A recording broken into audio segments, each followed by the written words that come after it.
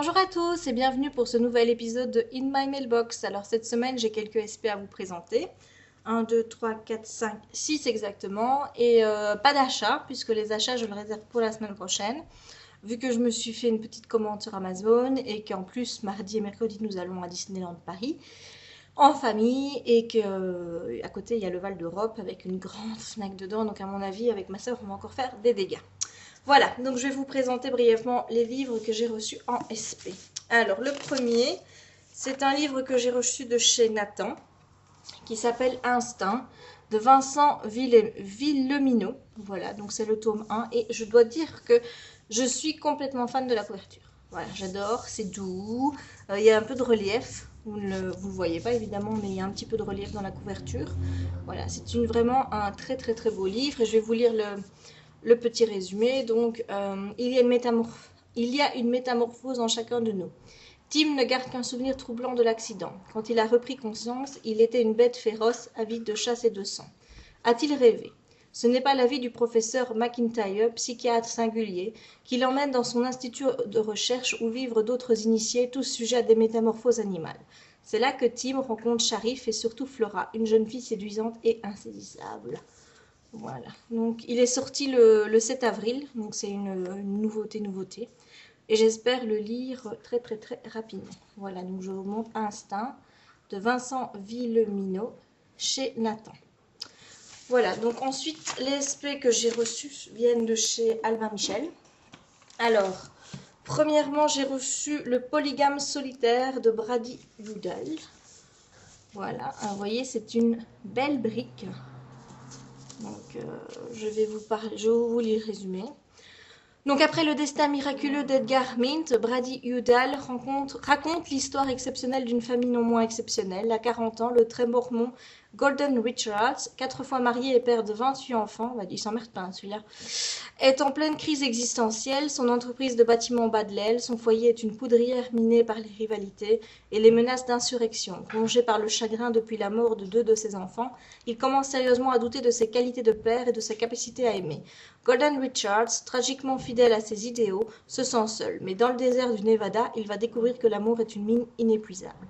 Porté par une verve aussi féroce qu'originale, Polygame solitaire nous parle avec humour du désir et de la perte de la famille et de l'amour. Voilà, donc même si c'est pas des mondes de fantaisie, enfin des mondes que j'affectionne tout particulièrement, le résumé m'interpelle parce que c'est quand même des notions, famille, etc. que j'aime beaucoup, donc j'espère le lire aussi très vite. Le Polygame solitaire. Voilà. Alors, ensuite, 2 thrillers. Le premier de Marc Charuel, Le jour où tu dois mourir. Voilà, je vous montre. Qui est aussi une belle brique. Et le deuxième de Johan Théorine, Le sang des pierres.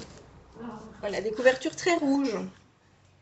Mais c'est un polar scandinave. Donc je vais vous lire le résumé de Le sang de pierre.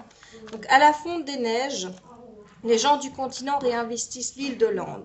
Peter Morner s'est installé dans une vieille maison, désolé pour le bruit, dont il a hérité pour trouver la paix loin de son père. De sa villa flambant neuve, Vandella Larsson regarde cette lampe dont elle connaît tous les secrets. Quant à Gerloff, vieux loup de mer de 85 ans, il a voulu revoir, peut-être pour la dernière fois, le soleil de son enfance. Mais pour eux, le printemps ne sera pas comme les autres.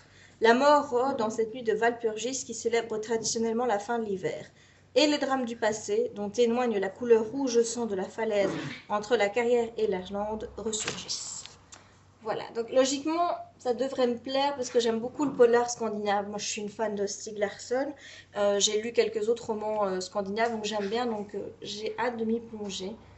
Changer un petit peu de lecture jeunesse. Un petit thriller. Et donc, Le jour où tu dois mourir.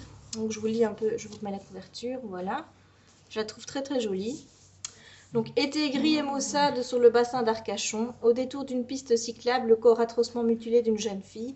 Pour Duncan, photographe frotté à toutes les guerres, ce meurtre est le premier épisode d'un film macabre qui va dépasser de très loin toutes les fictions. De la France à la Thaïlande, en passant par la Birmanie, un thriller spectaculaire, sans des images, scénario implacable, rythme infernal. Marc Charuel se hisse d'emblée au niveau des grands du thriller international. Voilà, donc celui-là aussi, j'ai hâte de lire. Il y a un peu plus de 500 pages. Voilà. Et les deux derniers SP que je vais vous présenter, ce sont des SP que j'avais très envie de lire. Il va falloir que je les casse dans mon planning de ministre. Tout simplement parce que ceux-là, j'ai vraiment envie de les lire. Depuis le moment où j'ai vu les covers, depuis le moment où j'ai vu que le bouquin sortait, je me suis dit celui-là, il me le faut. Et c'est la nouvelle saga de Stephen King, Dome. Voilà, donc vous avez le tome 1 et le tome 2 ici. Et quand on les met ensemble, est-ce que je les mets dans le bon sens? Voilà.